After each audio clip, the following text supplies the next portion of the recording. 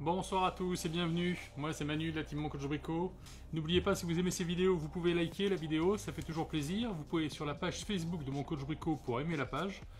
Et vous pouvez aussi aller sur le site de Mon Coach Brico ou Mon Coach Jardin en cas de besoin pour pouvoir prendre des 1 heure, 2 heures, 3 heures, le temps que vous voulez de visio directement avec un coach pour vous aider lors de vos travaux, de vos projets, de votre jardinage, de tout ça. Donc ce soir nous allons voir comment fabriquer une ossature pour appliquer des plaques de placo, de BA13.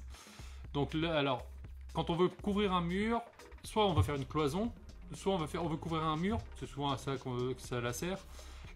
Pour couvrir un mur, on va utiliser des montants et des rails. Pour pouvoir faire une cloison, c'est la même chose, sauf que les montants vont être, et les rails vont être beaucoup plus larges, tout simplement. Sachez que si vous ne voulez pas faire de montants et de rails en acier galvanisé, ce qui est le plus utilisé maintenant, on peut très bien faire une ossature en bois. Ça fonctionne aussi très bien avec des tasseaux, c'est le même principe. En fait, c'est quoi une ossature? C'est uniquement un quadrillage sur lequel on va venir fixer les plaques de placo, ni plus ni moins. Donc pour ça, on va se servir, pour nous ce soir, de rails en acier galvanisé, qui permettent d'être découpés assez facilement. L'avantage c'est que c'est léger et c'est assez modulable. Et de montants. Alors les montants c'est quoi? C'est uniquement les parties qui vont être verticales. Là je vous explique pour l'instant comment ça se passe. Le rail se met à l'horizontale, au sol et au plafond. Et le montant vient s'emboîter entre les deux. C'est ce qui va relier les deux. Ce qui va permettre de faire un quadrillage réellement. Et on va venir les fixer les uns aux autres. Il faut savoir que le raillage c'est pas quelque chose de très compliqué. Vous avez un EPI. Obligatoire par contre quand on fait du raillage, c'est les gants. Pourquoi? Parce que c'est du métal très fin, c'est de l'acier galvanisé. Alors c'est pas le fait que ce soit de l'acier galvanisé, c'est surtout que c'est des parois très fines et qui fait que c'est très coupant. Quand on fait pas attention, quand on fait des découpes, on a vite fait de se blesser, donc la paire de gants est quand même primordiale. Donc pour pouvoir plaquer contre un mur, donc moi je vais vous faire une petite démonstration ici, j'ai pas de mur à plaquer malheureusement. Donc pour pouvoir faire un raillage, on va d'abord positionner un montant au sol, donc le long du mur évidemment, que l'on va venir fixer. À la suite de ça, on va vérifier la hauteur de façon à avoir le rail qui va être au niveau du plafond et on va venir intercaler des montants qui vont permettre de faire réellement la structure. Donc quand vous avez une structure au sol, un plancher, là c'est assez simple. Pour pouvoir fixer, on vient directement mettre de la vis à bois. Si on est dans du parpaing, on vient percer. Et on utilise de la cheville à frapper. J'avais déjà fait voir à quoi ça ressemblait la cheville à frapper. Une fois qu'on a fait le trou, on vient l'insérer à travers le rail. On vient frapper avec un marteau, ça vous fait comme le principe d'un clou. Et à la fin, on vient serrer pour mettre la pression. Tout simplement. Donc nous, on va partir sur le principe d'avoir une surface en bois. Donc pour la partie horizontale, c'est là où on va mettre le rail. Donc moi, je vais utiliser des vis à bois parce que je suis sur une plaque de bois.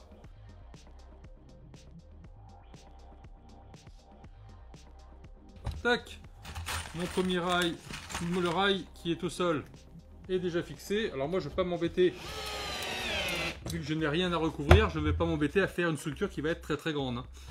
Le rail, certains vont me demander mais comment ça se découpe?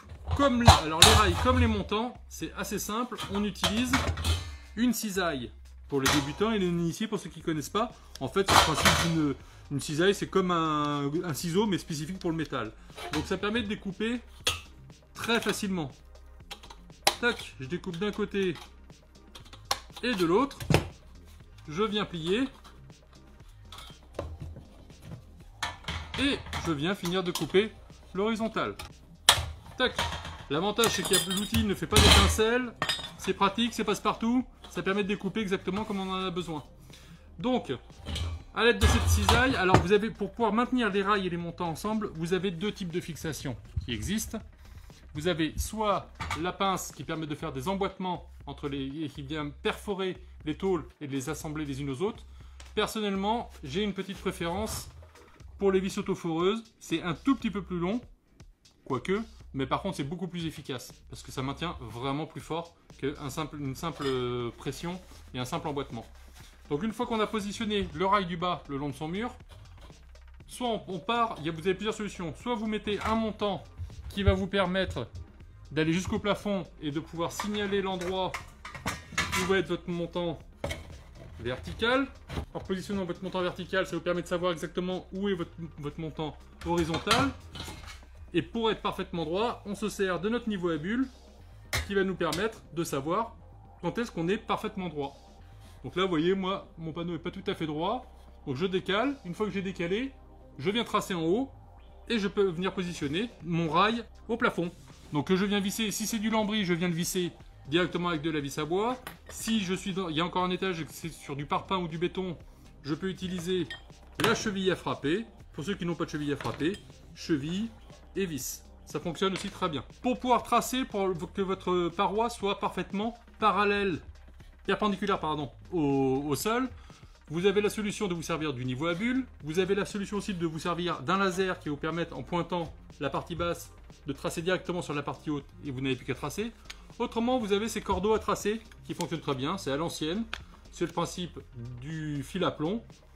On le défait. Vous avez une poudre bleue à l'intérieur. On vient le bloquer en haut et en bas. On le tire. Il vient claquer contre le mur. Ça vous fait votre trait. Et vous n'avez plus qu'à suivre le trait. Tout simplement. Donc ce cordeau à tracer, c'est très très pratique. Ça vous laisse un peu de poudre bleue partout, mais c'est pas bien grave. Donc là, si je fais juste mon emboîtement à blanc pour vous faire voir, voilà à quoi ça va ressembler. Sachant que la largeur entre les montants, alors le rail, il y en a un qui suit tout le plafond, et au sol, c'est pareil, tout le long du sol, le plus près possible du mur. Si possible, sauf si vous voulez mettre, vous laissez passer les canalisations, ce genre de choses derrière. Il faut juste savoir que entre vos montants, donc les deux barres, les barres qui montent à la verticale, il vous faut une plaque de plâtre fait 1,20 m de large. Il vous faut un montant à gauche, un montant à droite et un montant au milieu pour pouvoir venir fixer la plaque pour éviter qu'elle soit trop souple. Il existe aussi du BA13, donc les plaques de plâtre en dimension de 60 qu'on utilise régulièrement quand on fait de la réno parce que souvent dans les escaliers, ce genre de choses, c'est difficile d'accès. Les grandes plaques ne passent pas. Donc ils ont sorti maintenant des plaques qui font la même dimension, 2,50 m, 3 m, mais en 60 de large. Donc si c'est 60 de large, c'est un montant tous les 60 vers l'intérieur. C'est-à-dire que votre plaque, il faut qu'elle puisse venir d'un bout, hop là, je vais le déplacer, d'un bout à l'autre. Et vous repartez avec un autre montant à coller au premier, et encore un à 60, et ainsi de suite. Quand on est sur des plaques en 120, un montant au 0, un montant à 120, et un montant au centre, à 60 à peu près, pour pouvoir venir fixer aux deux extrémités, et au centre, pour éviter que la plaque, fasse le gondole. D'accord? Donc pour ce qui est de fixer vos montants à vos rails. Hop. Donc je vous ai dit, soit vous utilisez une pince à sertir. Personnellement, j'ai une petite préférence pour la vis autoforeuse. Moi, je vais enlever un gant parce que pour tenir la vis, c'est des petites vis autoforeuses qui va permettre de percer le métal sans trop de difficulté et qui va permettre de venir sceller les deux ensemble. Et voilà. Mon montant est fixé, il est solidaire. Si vous voulez fixer l'arrière, donc là moi je voulais inverser pour que vous puissiez voir. Si vous voulez fixer l'arrière du montant, vous pouvez mettre une vis aussi à cet endroit-là. Sachez que ça c'est pas obligatoire à partir du moment où c'est pris d'un côté, vu que c'est des formes carrées ou rectangulaires, ça s'emboîte parfaitement, ça reste totalement stable. Pour ceux qui veulent mettre par exemple pour couvrir un mur dans une salle de bain, et si vous voulez mettre quelque chose, notamment un évier suspendu, parce que ça c'est le genre de petit détail qui arrive régulièrement, dans vos montants, favorisez un perçage qui va permettre de venir vous fixer dans le mur pour avoir plus de résistance de façon à pouvoir supporter une vasque, si tant est qu'elle soit épaisse ou qu'elle soit assez en double vasque, quelque chose d'assez monumental. Ça vous permet d'éviter de tirer sur votre cloison quand elle va être faite. D'accord? Donc là, je viens de fixer mon premier montant. Tac. Je vais venir fixer mon deuxième montant. On n'hésite pas avec son mètre à prendre les mesures. Donc là, moi je vais partir du principe, je suis à 60, impeccable. Je vais venir fixer mon deuxième montant. Avant de venir fixer mon deuxième montant, chose obligatoire, je viens toujours vérifier d'être parfaitement perpendiculaire avec mon niveau à bulle, ce qui me permet d'avoir une ossature saine et de, quand je vais vouloir percer dans mes plaques de placo, ça va pouvoir suivre une ligne correctement, tout simplement. Alors la vis autoforeuse, c'est quoi? En fait, c'est des vis, alors ça existe dans toutes les dimensions, hein. Des vis qui ont une tête très particulière qui en fait percent le métal. Si tant est qu'il soit relativement fin, si vous prenez une plaque d'1 cm, ça passera pas, hein, forcément. Ou alors vous allez en user, à plus savoir comment faire. Maintenant que j'ai mon ossature, une horizontale et mes deux verticales, et mon autre horizontale au niveau du plafond, hop, je vais vous découper celle-ci, ma structure, sur laquelle je vais venir plaquer ma plaque de placo. Et avec mes vis, les vis à tête noire, tac, tac, tac, tac, je vais pouvoir venir fixer. Alors ne mettez pas des vis partout, ça sert à rien. Hein. Vous mettez des vis tous les 50 cm, 1 mètre, grand maximum. D'accord? Donc là, moi je vais prendre ma mesure et je vais venir couper. Alors utilisez toujours une équerre si possible, c'est toujours mieux, ça vous permet de savoir quand vous êtes parfaitement droit. Tac, mon montant est tracé, je viens avec mon équerre. Alors ne vous embêtez pas à faire des formes très biscornues, hein, s'il y a des découpes en angle et compagnie, hormis pour des choses très particulières, autrement ça n'a pas grand intérêt de se prendre la tête avec ça. L'ossature ça ne se voit pas, c'est vraiment la partie qui est sur le dessous. Et voilà, mon traçage est fait, je sais où je dois découper. Je remets mon gant parce que quand on le coupe, on peut se cisailler facilement les doigts.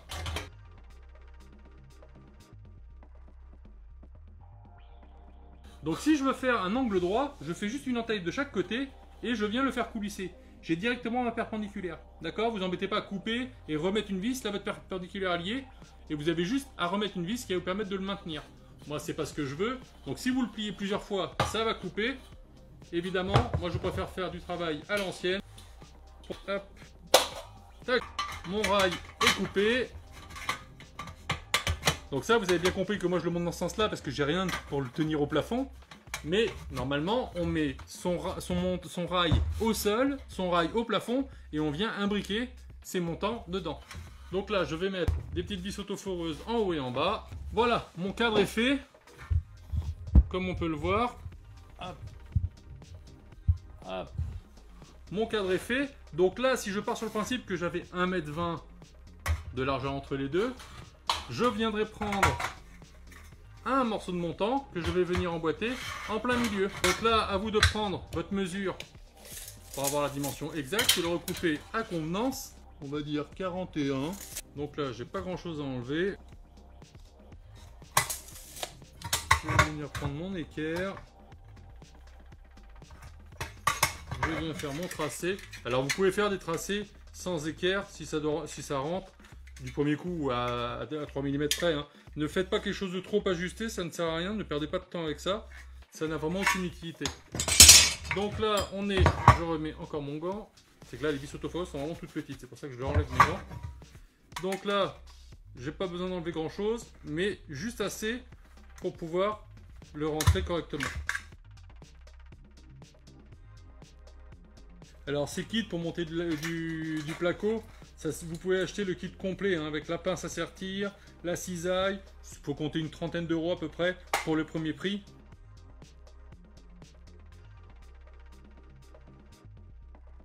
Voilà pour la partie qui était en trop. Donc là, je viens... Alors soit vous le faites rentrer dans ce sens-là et vous le faites pivoter, comme font les anciens. Ça fonctionne. Moi, je préfère directement l'emboîter comme ceci. Et là, je viens le faire coulisser à convenance. À savoir que là, faites attention avec votre niveau.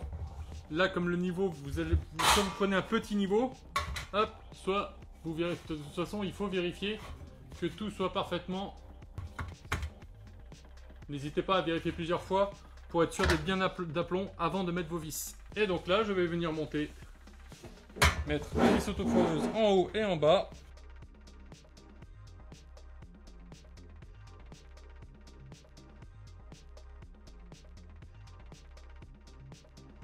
Et voilà mon ossature sur laquelle ma plaque de plaques va venir se plaquer en surface. Et je pourrais venir mettre des vis pour les fixer sur les trois montants, donc les deux extrémités de la plaque, et sur celui du milieu. Voilà, à ciao Choco!